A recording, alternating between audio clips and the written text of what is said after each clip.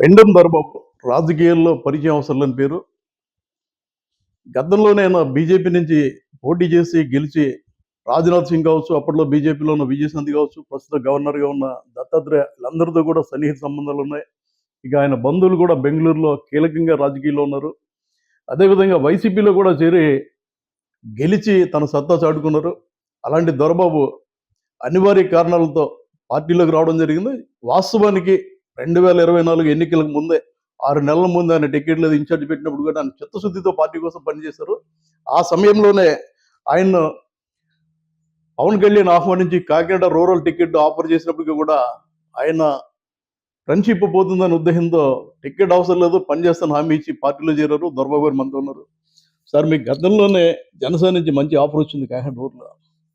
రాజకీయాల్లో నేను దాదాపు 25 సంవత్సరాలుగా పిఠాపురం నియోజకవర్గంలో రాజకీయ ప్రస్థానం పోటీ చేయడం అనేది ఆ రోజున వెంకయ్యనాయుడు గారు అందరూ ఆశీస్సులతోటి సంపర నియోజకవర్గం నా సొంత కాన్స్టిట్యున్సీ అయినా ఆ రోజున పిఠాపురం పంపించడం జరిగింది.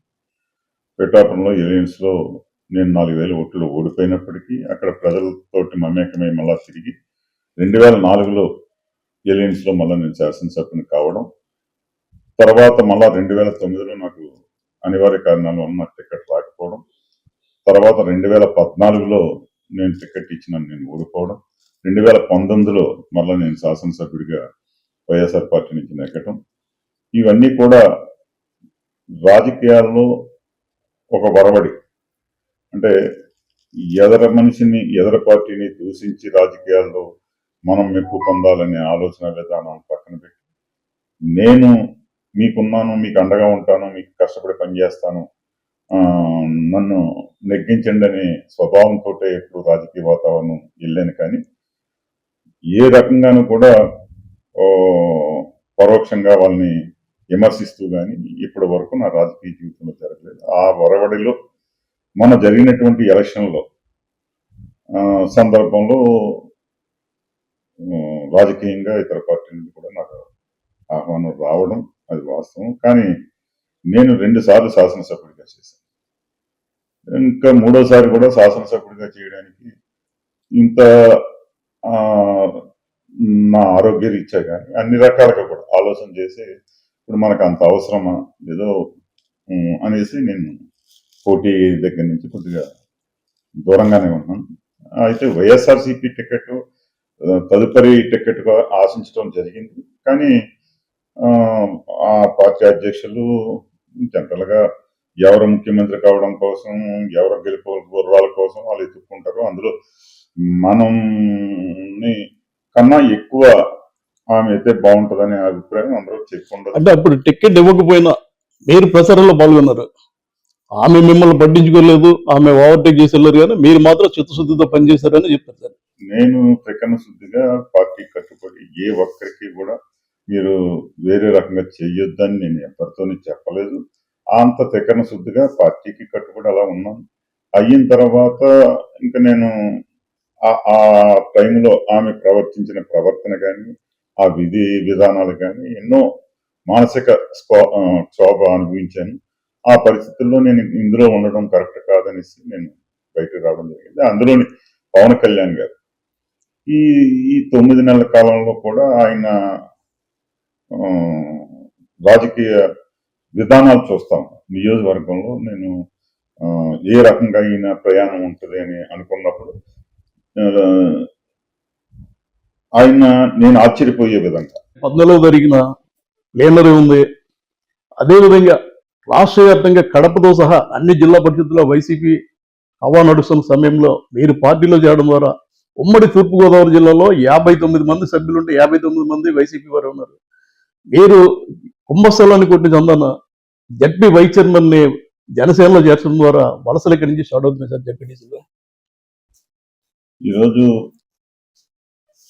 ప్రధానంగా నియోజకవర్గంలో దాదాపు 80% నాతో ప్రయాణం చేయడానికి నిర్ణయం తీసుకున్నప్పటికీ పార్టీ జనసేన పార్టీ నాయకులు పవన్ కళ్యాణ్ గారి ఆలోచనల మేరకు ఒక నిర్దిష్టమైన ఆలోచన వారు చెప్పడం జరిగింది.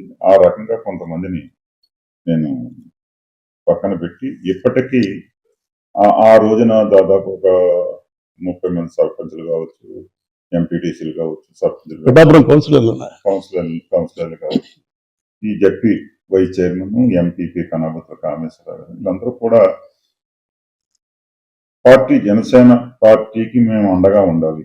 పవన్ కళ్యాణ్ గారు ఈ నియోజకవర్గాన్ని అభివృద్ధి చేస్తారు. గతంలో నేను 2 పర్యాలు శాసనసభ్యుడిగా చేసిన నియోజకవర్గంలో ప్రధానమైన సమస్యని ఏలేరు ఆధునీకరణ. దాన్ని కూడా నేను ఈ రోజుకి కూడా చేయలే రాజశేఖర రెడ్డి గారు ఆ రోజున ఇచ్చినా కూడా 140 కోట్లు ఇచ్చినా కూడా దాన్ని ఈ రోజుకి కూడా పూర్తి చేయనటువంటి పరిస్థితులు. గత ప్రభుత్వంలో కూడా రివిజన్కి మనం టెండర్ రీకాల్ అని చెప్పేసి పెట్టి మళ్ళా అది కార్యరూపం దాల్చకపోవడం. అలాగే మనందరికీ కూడా తెలిసిన విషయం తీర ప్రాంతం. తీర ప్రాంతం అనేది మనకి ప్రతి తుఫాను వచ్చినప్పుడు కూడా ఉప్పాడ తీర ప్రాంతం అంతా కూడా రోడ్డు కొట్టుకుపోవడం. కానీ అసలు యాక్చువల్గా సముద్రం 2 కిలోమీటర్ లోపల ఉంది ఉప్పాడకి.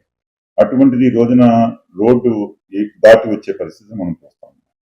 దానికి శాశ్వత పరిష్కారం కోసం నేను చాలాసార్లు ప్రయత్నించినప్పటికీ కేంద్ర రాష్ట్ర ప్రభుత్వాల సహకారంతో చేయవలసిన అంశం కాబట్టి అయినా సరే జగన్మోహన్ రెడ్డి గారు దాని మీద ఎస్టిమేషన్లు వేయించారు, కానీ దాని కార్యరూపం దాల్చకపోవడం. ఇవన్నీ కూడా మళ్ళా పవన్ కళ్యాణ్ గారు ప్రతి తుఫానికి కూడా మనం చెప్పుకోవాల్సి వస్తే నేను అన్ని రకాలుగా కూడా వీడియోలు తీసి సముద్రంలో కొట్టుకుపోయి ఇల్లును కూడా చూపించి అన్ని కూడా చూపించడం జరిగింది, కానీ కార్యరూపం దాల్చలేదు. అది పవన్ కళ్యాణ్ గారు తప్పనిసరిగా దాని మీద దృష్టి పెట్టడం ఉంటుంది, సాగరమాల రోడ్డు మీద దృష్టి పెట్టడం ఉంటుంది, అలాగే ఏలేరు ఆధునీకరణ మీద దృష్టి పెట్టడం.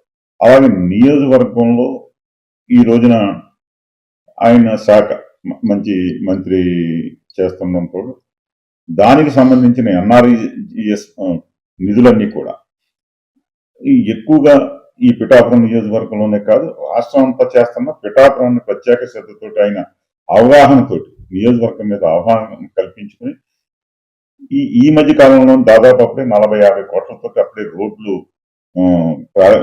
పని జరుగుతూ ఉన్నాయి. అది కాకుండా గొల్లపురంలో ఇళ్ల స్థలాలు ఇచ్చాము, కానీ దానికి సార్ మెయిన్ అదే సార్ దొరబాబు గారి కళ ఏదైతే దాదాపు 1400 కుటుంబాలకు ఇళ్ల స్థలాలు ఇచ్చారు గొల్లపురంలో జగనన్న కాలనీలో, కానీ అది పొంగి ప్రవహిస్తుంది. ఆ సమయంలో మీరు చాలా ప్రయత్నం చేశారు, మంత్రి కట్టాలి, వాళ్ళ కష్టాలు తీర్చాలని. మీరు ఆ కళ ఉండగానే పార్టీ అధికారంలో మారింది, ఇప్పుడు ఆ కళ నెరవేరుతుంది. ఆ కళ ఇమీడియట్లీ ఆయన మొన్న తుఫాన్ వచ్చినప్పుడు వచ్చారు, అక్కడ ప్రజలు అడిగారు, వెంటనే ఆల్రెడీ కన్స్ట్రక్షన్ జరిగిపోతుంది, స్టార్ట్ అయింది. అంటే అంత తరువుగా నియోజకవర్గం మీద అధ్యయనం చేసుకుంది ఆయన. నియోజకవర్గ అభివృద్ధి సంక్షేమం అభివృద్ధి రెండు కళ్ళ చూస్తూ చాలా మంది అనుకుంటున్నారు పవన్ కళ్యాణ్ గారు ఇక్కడ రావటం లేదని. కానీ మా రాజకీయ వాతావరణం, మా నాయకత్వం, మా సిస్టమ్ ప్రజలతోటి మమేకమై ఇక్కడ ఉండే రాజకీయం చేయడు. కానీ అలా కాకుండా ఇప్పుడు చంద్రబాబు నాయుడు గారు కుప్పం వెళ్ళి ప్రతిరోజు అక్కడ కూర్చొని చేయలేదు, కానీ రాష్ట్రాన్ని ఏ రకంగా చేయాలి అలా చూసుకుంటూ రాష్ట్రం అంతా చూసుకుంటూ ఈ నియోజకవర్గాన్ని ప్రత్యేక శ్రద్ధ పెట్టి ఆశీర్వాదాలు మా తల్లిదండ్రులు చేసుకున్న పుణ్యం కావచ్చు. 2 సార్లు శాసనసభ్యుడు కావడం అంటే చిన్న విషయం కాదు. నాకు వెనక పిఠాపురంలో ఎవరు గాడ్ ఫాదర్ లేకపోయినా నాకుగా నేను రాజకీయాల్లోకి వచ్చి 4 సార్లు పోటీ చేసి 2 సార్లు శాసనసభ్యుడిగా ఎన్నికడం ఉంటుంది. ప్రజలు ఇచ్చిన ఆశీర్వాదం, మా తల్లిదండ్రుల ఆశీర్వాదం నేను ఎప్పుడూ నమ్ముతాను. ఆ రకంగా చాలు. కానీ పవన్ కళ్యాణ్ గారు నియోజకవర్గంలో నేను గొల్లపురంలో పుట్టాను, మా తాతగారు గొల్లపురం. ఆ నియోజకవర్గానికి 20 సంవత్సరాలుగా 99లో పోటీ చేసి ఓడిపోయాను. అప్పటి నుంచి ఇప్పటి వరకు కూడా పిఠాపురంలోనే ఉంటున్నాను. అంతా కలిపి 10 రోజులైంది నేను ఇక్కడికి వచ్చి కాకినాడ వచ్చి.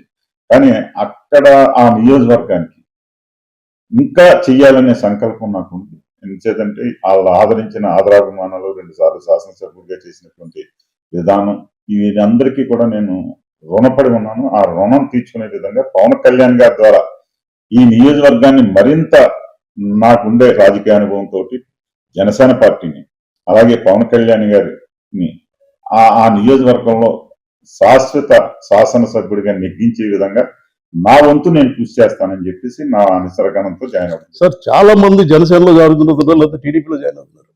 దొరబాబు లాంటి క్లీన్ చిట్ ఉన్న వ్యక్తి పార్టీలో చేరడం, ఆయనతో ఇప్పుడు ముఖ్యంగా పవన్ కళ్యాణ్ ఏదైతే స్థానిక సంస్థల మీద దృష్టి పెట్టారో, మీరు చెప్పినట్టుగా పిఠాపురం మున్సిపాలిటీలో కౌన్సిలర్లో వైస్ చైర్మన్ వచ్చారు, ఎంపీపీ వచ్చారు, జడ్పీ మన జిల్లా పరిషత్ వైస్ చైర్మన్ జడ్పీటీసీ వచ్చారు. ఇంకా చాలా మంది అయితే మీరు వస్తున్న వాళ్ళు కూడా క్లీన్ చిట్ ఉన్న వాళ్ళని తీసుకుంటారు పార్టీలో.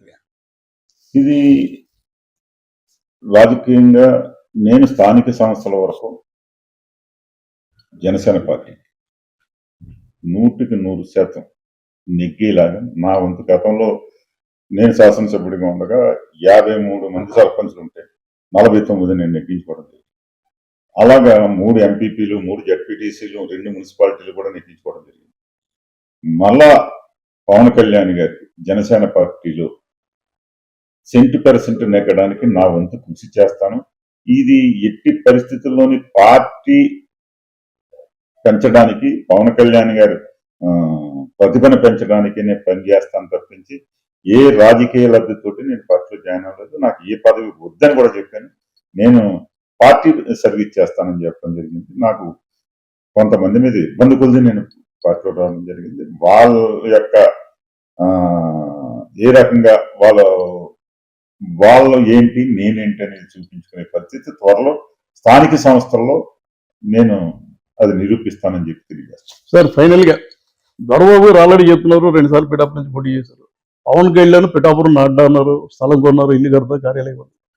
దొరబాబు గారిని భవిష్యత్తులో కాకినాడ రూరల్ కి పంపుతారు. గతంలో కూడా దొరబాబు గారికి పవన్ కళ్యాణ్ స్వయంగా కాకినాడ రూరల్ ఆఫర్ ఇచ్చారు.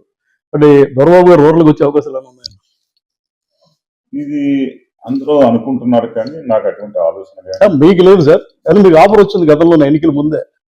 అవన్నీ మనం చేద్దంటే రాజకీయాల్లో యువతల నానాజీ కూడా నేను ఫ్రెండ్స్, అలాగే మనం ఆ రకంగా నేను 2 సార్లు శాసనసభ్యులు చేస్తున్నాను. అతను శాసనసభ్యుడిగా అవ్వాలని ఎప్పటి నుంచో ఆయన కోరిక అనుగుణంగానే నేను ఎప్పుడు కూడా అలాగా ఒక వ్యక్తి రాజకీయం మీద మనం ఆలోచన చేయాలి. అంటే అక్కడ పిఠాపురంలో జరిగింది అదే చెప్తా ఉన్నా.